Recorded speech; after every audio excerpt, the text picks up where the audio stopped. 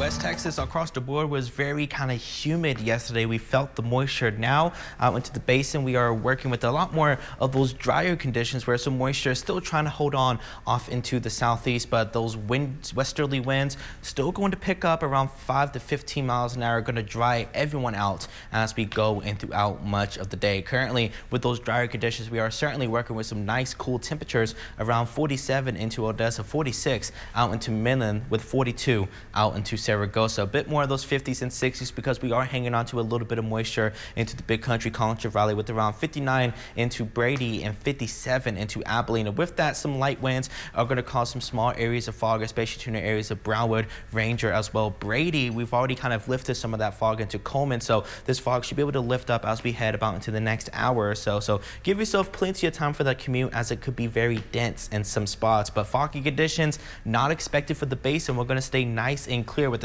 still a few isolated showers along into the southern portions of the region. There is a flood warning into Junction, mostly for the Llano River. If you are making your way, especially along it's near I-10, those low water crossings could give you a little bit of trouble, but that should be expired by around 10 a.m. So that precipitation is going to move out. We're going to work with a light breeze throughout much of the day with beautiful sunny skies. It really is going to be kind of the pick of the week as we head in throughout much of our Friday. But heading into Saturday, we'll begin to see a little bit more clouds increase, with a bit of a kind of a southerly to kind of easterly wind picking up into the forecast. We may be able to see a isolated shower or two heading into around late Saturday into Sunday. I think that stays kind of low and most of us will stay dry, but I think we'll begin to see a bit more opportunities as we head into Sunday. And with that, some of them could be onto the strong to severe side. I think it is a low risk, but maybe some gusty winds up to 60 miles an hour, some frequent lightning, and maybe some of that pocket change size hail. But I think heavy rainfall could be a possibility. Again, there is a slight risk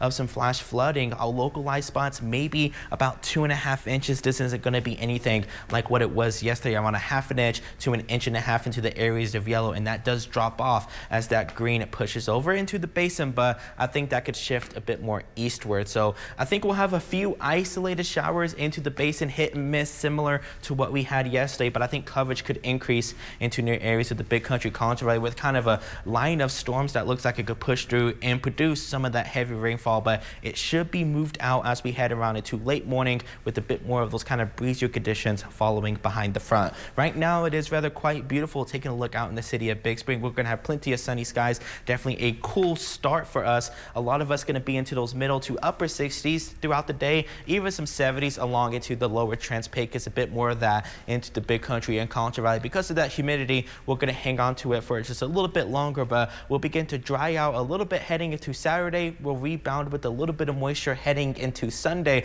where that best opportunity of rain is going to be, but we'll begin to dry out heading into late afternoon on Monday, with more breezier conditions for us here in the basin, with plenty of sunny skies and 60s for Thanksgiving week.